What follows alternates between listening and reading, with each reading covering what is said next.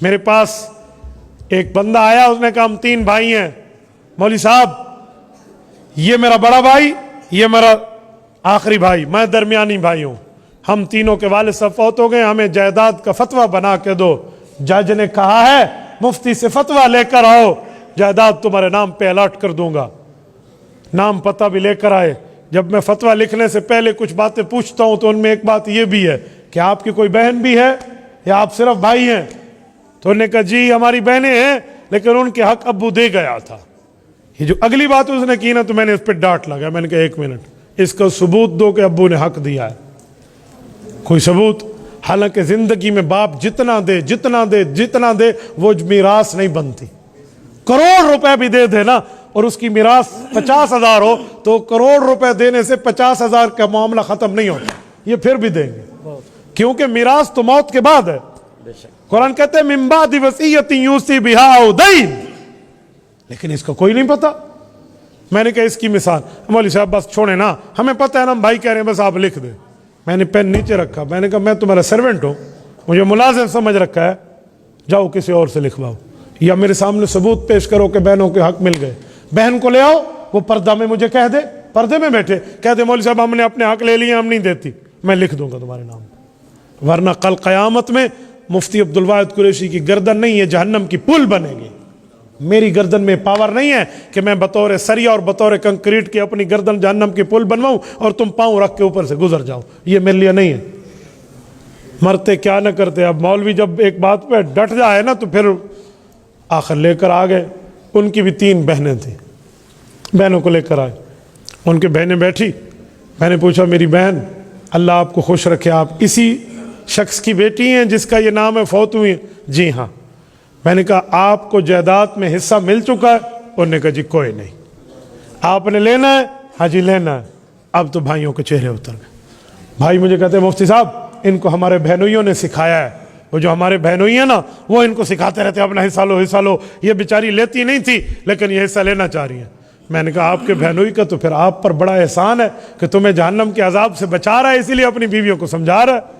اب تو ان کے الٹے پاؤں چلے گئے. یار ایک بات میں تمہیں کرتا ہوں, بھائی شہباز بیٹھے ہیں, ان کو میں کہوں بھائی نماز تو پڑھ لو, نماز کا ٹائم رہتا ہے. انہوں نے کہا جی استاد جی شکریہ جزاک اللہ, نماز پڑھ لی. تو میں نے اس پر احسان کیا, اس کے ساتھ بھلائی کی یا اس کے ساتھ برائی کی ہے؟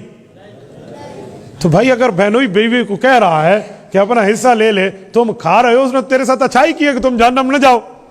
تصویر کا دوسرا رخ بھی تو ہوتا ہے نا, پھر تیسرا چوتھا رخ بھی ہوتا ہے, ابھی دوسرا رخ بتا رہا ہوں. تو اب تو معاملہ ڈماڈول ہوا نا. تو وہ کہنے لگا مفتی صاحب ایک بات ہم کہیں. میں نے کہا جی کہو. کہتے ان کی شادی پہ ابو نے 3 لاکھ کا جہیز ان کو دیا تھا. پرانی شادی ہوئی تھی, اس زمانے میں 3 لاکھ بڑی بات ہوتی تھی. 3 لاکھ کا جہیز دیا تھا. تو میں نے بہنوں سے کہا لیا تھا؟ انہوں نے کہا جی دیا تھا. میں سمجھ گیا, ان میں ایک بہن عالمہ بھی تھی, اس نے ایک لفظ بولا میں سمجھ گیا. انہوں نے کہا مفتی صاحب جہیز میراث میں کنورٹ ہو سکتا ہے؟ مجھے سمجھ آ گیا کہ وہ مولوی آنی گالتے ٹھیک کی تھی ہے نا. تو میں نے ان کے بھائی کو کہا کہ آپ بھی شادی شدہ ہیں؟ جی ہاں. میں نے کہا آپ کے ابو نے کوئی آپ پہ بھی خرچہ کیا تھا؟ تو بہنیں بول اٹھی, انہوں نے کہا جی ہاں ابو نے سب سے زیادہ خرچہ ان بھائیوں کی شادی پہ کیا تھا, ان پر تو 5 لاکھ لگے, ہم پہ تو 3 لگے. میں نے کہا بہن بھائیوں دونوں میری بات سنو, ابو تمہارے اوپر بھی خرچہ کر گئے, ان پر بھی خرچہ کر گئے. اگر خرچہ کرنے سے میراث جاتی ہے تو تم دونوں کے حصے گئے, یہ میراث مدرسے میں جمع کرا دو, مولویوں نے دے دو. اب تو سمجھ آ گئی نا. تو میں نے کہا بھائی حق دونوں کا بنتا ہے, میں فتویٰ دونوں کا لکھوں گا, اکیلا نہیں لکھتا. تو میرے دوستو آج یہ حال ہے. حدیث پاک ہے صحیح بخاری میں, اللہ کے رسول نے فرمایا من اخذ شبرا من الارض بغیر حق یطوق اللہ یوم القیامت 7 ارضین. کہے لوگو اگر تم نے ایک بالشت زمین, ایک بالشت کو پنجابی میں کیا کہتے ہیں؟ گٹھ, ٹھیک ہے. یہ ایک گٹھ زمین جو 9 انچ بنتا ہے, یہ 1 فٹ بھی نہیں بنتا, میرے خیال میں 9 انچ ہی بنتا ہے, 3 اگر ملا لیں تو. ان 9 انچ زمین تم نے کسی کی ہتھیا لی, تمہارا حق نہیں بنتا تھا اور تم نے دبا لی یہ زمین, تو اللہ 7 زمینوں کو توق بنا کر قیامت میں گلے میں ڈال دے گا. تو اندازہ لگاؤ اس طرح حقوق کھائے ہوئے ہیں لوگوں نے. تو بھائی اسی لیے اللہ کے لیے اگر کسی نے حق دینا ہے تو وہ آج سے دینا شروع کر دے. کل قیامت میں یہ نیکی دینا بہت مہنگا ہوگا. آج دے لو, آج بہت سستی ہے, آج دے لو, کچھ نہیں ہوتا. اور کچھ وہ ہیں جو بہن حصہ مانگ لے, اللہ معاف اللہ معاف, یہ حال ہوتا ہے, مرجی اس کے ساتھ ختم کر دیتے. اتنی حصہ مانگ دی ہے تو بھائی اس کو اللہ رسول نے حق دیا ہے, وہ نہیں مانگے گی. کبھی تو نے حق چھوڑا ہے بہن کے حق میں؟ نہ بھائیوں پر ٹھپا لگا ہوا ہے بھئی یہ حصہ لیں گے بہنوں کا کھا جائیں گے, یہ کہاں ہے؟ اور ایسا ایسا ظلم کہ اس کے ساتھ معاملات ختم ہو گئے.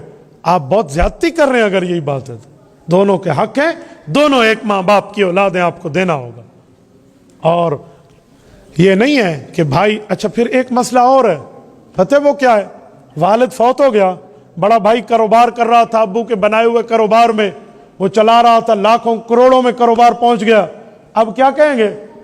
جب ابو فوت ہوا تھا نا تو اس وقت 10 لاکھ کا اماؤنٹ تھا, آج تو 2 کروڑ ہے, لہذا اس 10 لاکھ میں جو بہنوں کا حصہ بنتا ہے دے دو. اے خدا کے بندے, اگر ایک فرق تو نے کر لیا ہوتا تو یہ بات ٹھیک تھی, وہ فرق تم نے نہیں کیا. وہ فرق کیا تھا؟ جب ابو فوت ہوا فوراً حصے ممتاز کر دیتے, تیرا اتنا حصہ, تیرا اتنا, تیرا اتنا, تیرا اتنا.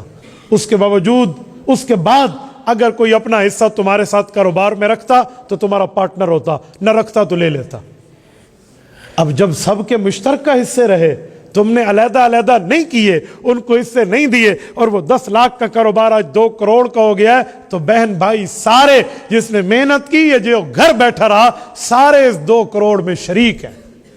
یہ نہیں کہہ سکتے تم کہ میں محنت کر رہا تھا اور وہ گھر بیٹھا تھا. پہلے دن تو اس کو تقسیم کر لیتا نا, تو نے کیوں نہیں کیا؟ اس وقت اتنی محبت ہوتی ہے کہ ابھی تو ہمارے باپ کی قبر کی مٹی خشک نہیں ہوئی اور تم کہتے ہو ہم حصے جدا کر لیں, اور 2 سال بعد ایسی لڑائیاں پڑ جاتی ہیں, کہتے ہیں میں اس کی بوتھی بھی نہیں دیکھنی, میں نے اس کی شکل بھی نہیں دیکھنی. اب وہ محبتیں کہاں گئی؟ بھائی اسلام کا حق ہے, پہلے ہی آپ کر لیتے.